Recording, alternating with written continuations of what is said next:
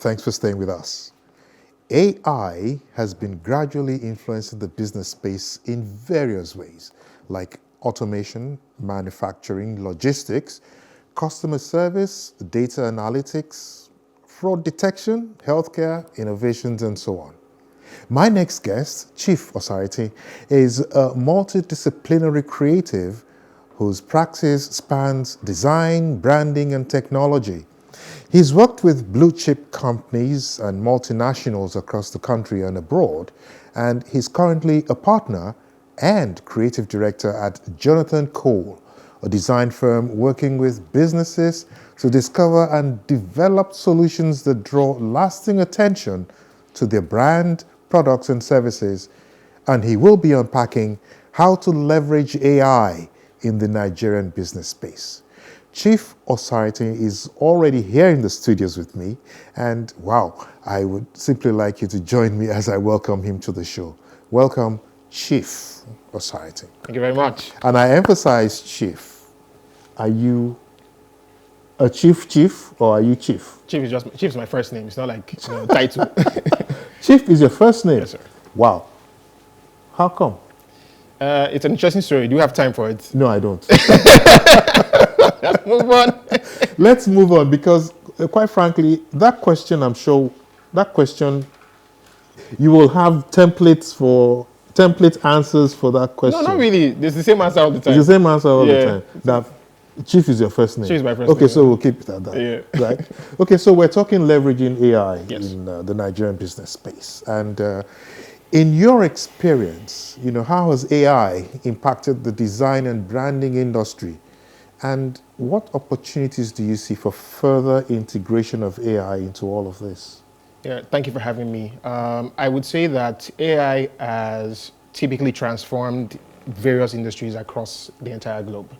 And in just a simple form, of course, people know about Canva and tools like that. Now, before, one of the simple ways is that now you can typically take an image that you liked, and you need the image to be more things, or you need to see more things in the image.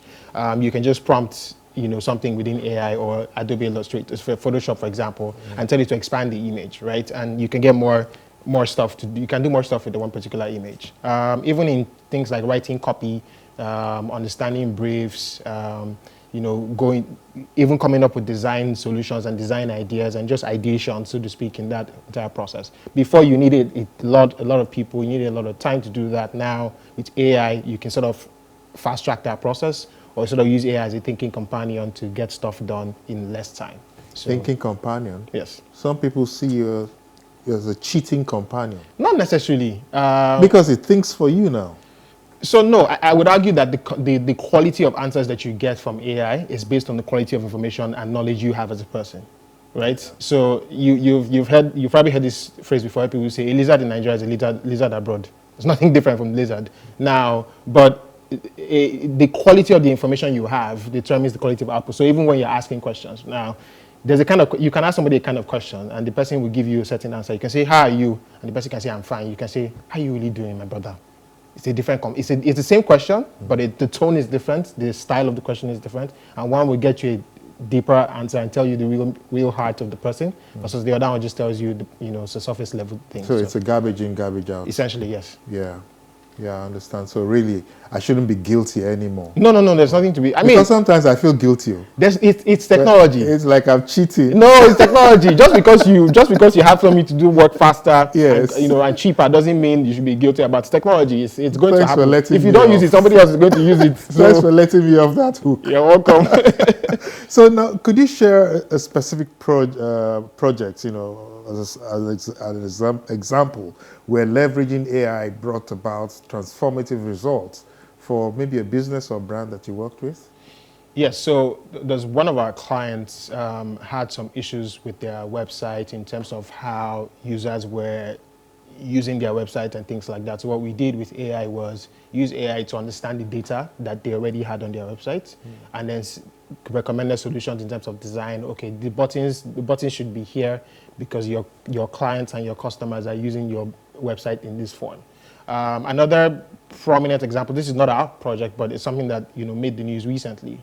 is Travel Stats. They recently, developed an AI tool that helps you with your travel recommendations, booking tickets, and things like that. Another great example is Flutterwave. Flutterwave also uses AI to detect fraud and things like that. So again, they could have hired a lot of people to do that, right? But now, and had people on standby to get that done. Now with AI can detect those things before they happen, or while they're happening, or even 2 minutes before they're happening, and prompt you to say, oh, this particular thing is happening, here's how you sort of avoid it.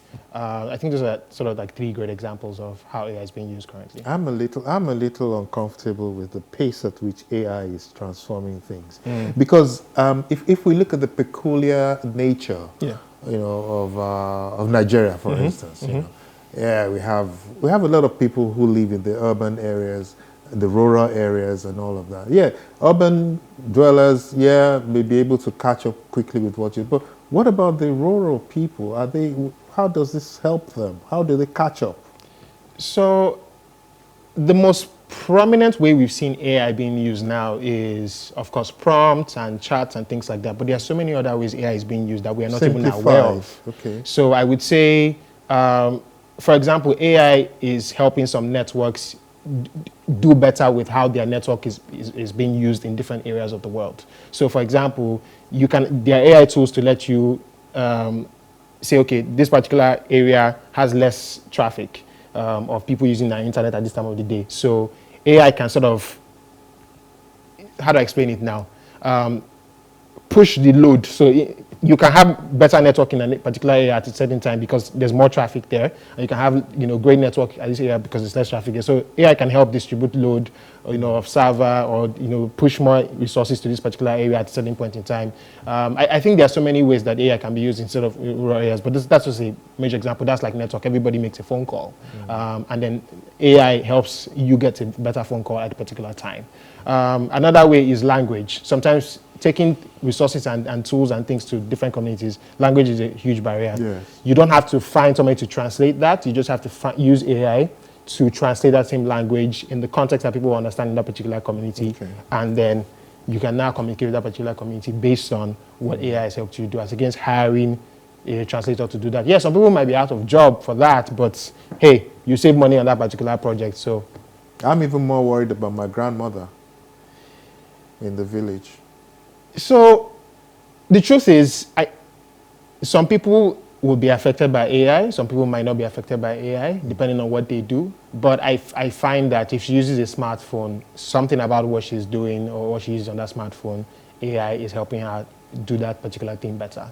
Maybe before it's a lot more difficult for her to understand some certain things. Now with AI can translate something to her in the language that she understands because she has a particular smartphone, so to speak. If you have just a regular phone that just does phone calls and that's the end, and text messages, maybe you might not be affected by AI, but not affected, or AI is not aiding what you're doing. But if you have a smartphone, I would argue that you're already using AI in some sort of way, in a small form or large form. Well, I hope she's not watching this program, because what that means is I have to get her a smartphone as quickly as possible. Now let's go back to the business of AI, and leveraging it in Nigeria, which is our topic for today. What do you think are the key challenges and benefits of incorporating AI into the operations of Nigerian businesses? Because now it's a global world, and I know that all of what you're talking about, is worldwide. We are peculiar. Our environment is peculiar. How does all of this fit into our business models? So typically the way businesses are designed generally is that you find a solution to someone's problems and people pay you for that. Now people can want you to solve that problem quicker or faster or cheaper. Now some ways to solve that problem cheaper would be, say, if you needed to hire 10 people to do a certain job before, and you are paying each of those people 100,000 naira per month for salary, that's 1 million naira for 10 people in a month for salary. Now, if you had AI doing some of those tasks that those people are doing, you can do 2 things. You can let go of some of those people, which is not exactly a great thing, right? But you can let go of some of those people, and let's say you have 5 people doing the task, and the other 5 tasks that needs to be done, AI is sorting those things out for you. Then you've saved costs. That's 500,000 naira you've saved on the salary per month. And over 10 months, that's 5 million naira you essentially saved. AI can help you sort of solve some of those issues. Another area is data, understanding your data. You can use AI to sort of comb through your data and get a better understanding of what your customers are doing and buying, and then make a better purchase decision, or how to, sort of, when you're buying more products, or introducing new services. One other great example that I find is with travel start, for example, using embedding AI. AI can help you find deals at certain times, or recommend a better travel route for you. You might not need to chat with a support staff on the go, but AI can help you sort of find your path for travel, to anywhere you want to in the world, because you don't have to hire people to do that per time. Now, AI technology can be there any time of the day to solve people's problem in any language they want. Also, with AI, you can reach more people, because now the language barrier has been reduced. Before, you needed to hire people to convert a lot of your data and your information to the language people understand. Now, my mother, or your mom in the village can easily go on Travel Start, and AI can speak to her in her native language and help her book a flight ticket, so to speak, if she wants to. Yeah. Chief. I'm putting you in trouble. You worry me. You worry me.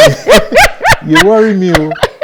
Honestly, you worry me, because we have to wrap up in another 2 minutes. Could you just give me a little hope for small and medium size enterprises?